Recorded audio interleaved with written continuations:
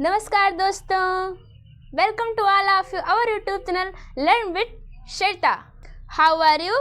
I hope you are all स्वस्थ, मस्त and जबरदस्त होंगे। For starting session today, what we are going to study? Let me tell you, we are going to study use of there, where's, there.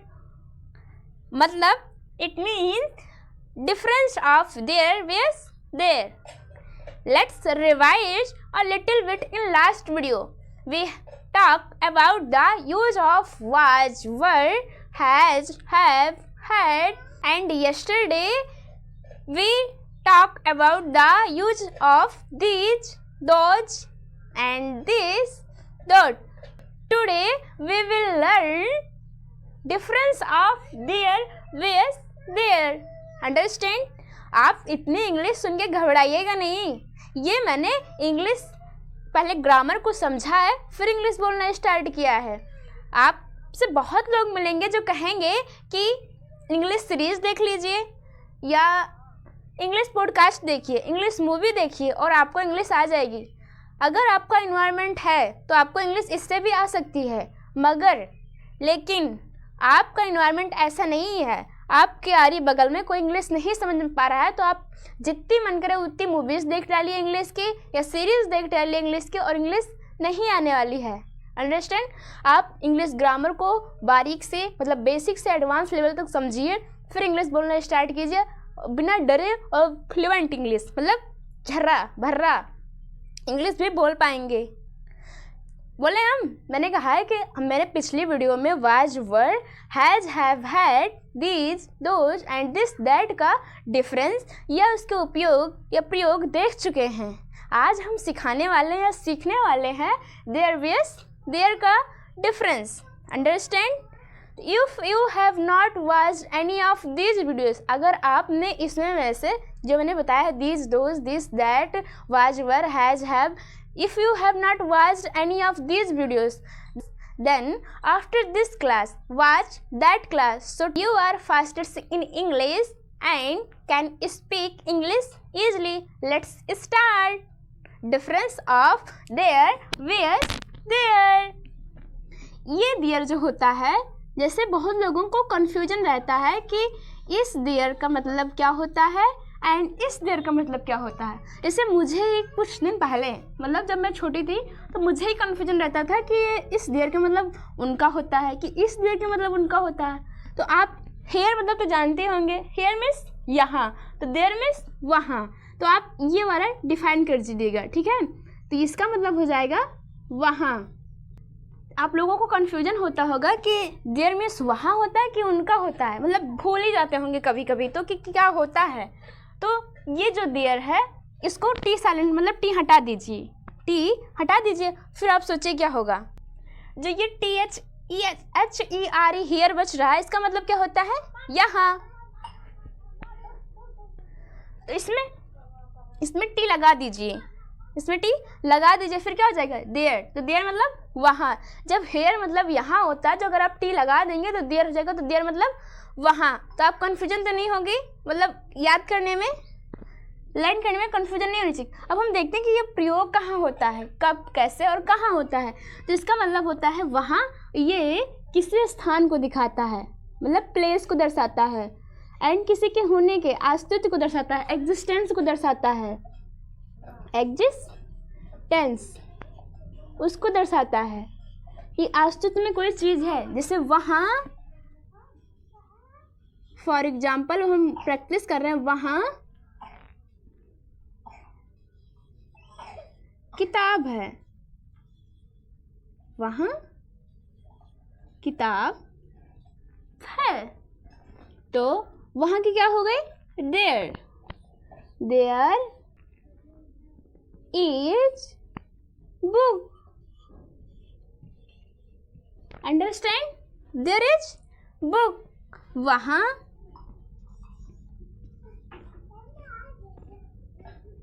एक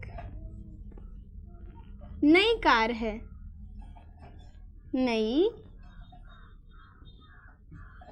car है। तो there is a new car. वहाँ हम example सीख रहे हैं, मतलब कब कैसे कहाँ हो रहा है। वहाँ मेरा school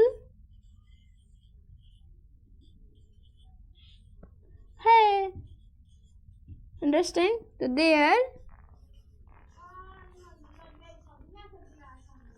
is my school. Understand? There का डिफरेंस आपको समझ में आ गया है। अब हम बात करते हैं इस वाले देयर की, मतलब हम बात करते हैं इस वाले देयर की। अब THEIR,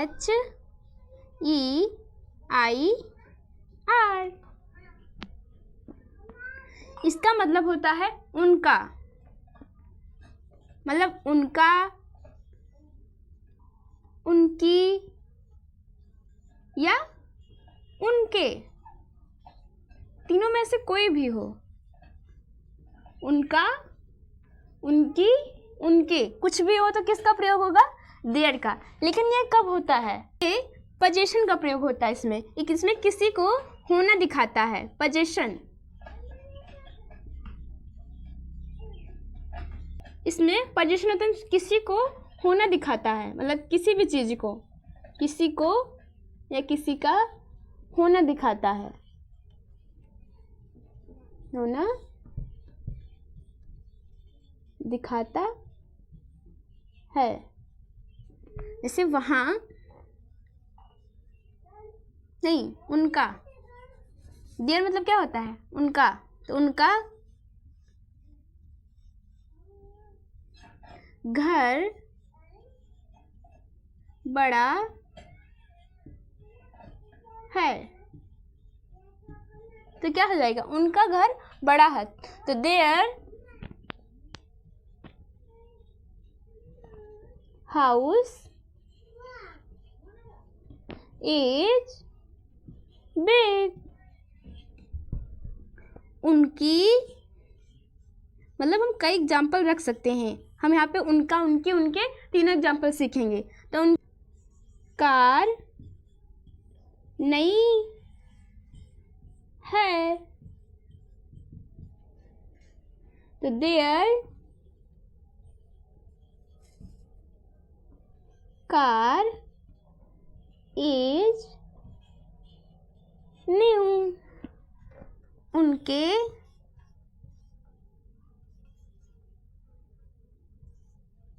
बच्चे स्कूल में हैं। तो their children is in school। सी है, अंडरस्टैंड? स्कूल, समझे? थोड़ा सा डिफरेंस है। अगर आप जैसे ये किसी उत्तर, जैसे अगर इसमें हम टी साइलेंट कर देंगे, टी, जैसे मैंने इसमें टी साइलेंट किया था तो हेयर मतलब हो गया था यहाँ। अगर हम इसमें टी साइलेंट कर देंगे तो इसका हो जाएगा हेयर। हेयर मतलब हो जाएगा उत्तराधिकारी। जैसे किसी वंश को आगे बढ़ाता हो, उत्तराधिकारी होता है। जैसे आपने पढ़ा उसका उत्तराधिकारी, उसका पुत्र उत्तम। वो कहानी सुनी थी ना, सुनीता वाला, सुरुचि वाला, उसमें रहता है ना उत्तम। और उनके पापा का क्या नाम होता है मुझे याद नहीं आ रहा, लेकिन उनके पुत्र का नाम उत्तम होता है। तो उसका उत्तराधिकारी कौन होगा अगर वंश बढ़ाने के लिए? तो अगर यहाँ पे आप टी साइलेंट, मतलब टी हटा देंगे तो हेयर हो जाएगा, यानी उत्तराधिकारी। तो उनका, उनके, उनके, किसकी बात हो रही है? किसी न किसी पोजीशन की बात हो रही है, किसी न किसी पे अधिकार दिखाया जा रहा है ना, कि जैसे उनका घर बड़ा है। हमने बताया कि उनका घर बड़ा है, हम उनके घर के बारे में बात कर रहे हैं, पोजीशन बताया, अधिकार दिखा रहे हैं, किसी का उनके घर का होना दिखा रहे हैं। तो देयर हाउस इज बिग, उनकी कार नई है। तो देयर कार इज न्यू, उनके बच्चे स्कूल में हैं। तो their children is in school. आपको डिफरेंस समझ में आया हो तो वीडियोस को लाइक, शेयर एंड सब्सक्राइब करना ना भूलें। और अगर आप हमारे चैनल पे पहली बार आए हो, चैनल को सब्सक्राइब जरूर कर लें और हाँ, बेल आइकन प्रेस कर लें ताकि आप हमारी हर लेटेस्ट वीडियो सबसे पहले आप तक पहुँचे और आप इंग्लिश में स्ट्रॉन्ग। मिलते हैं नई टॉपिक, नई एनर्जी के साथ। तब तक के लिए bye bye, take care and Jai Hind.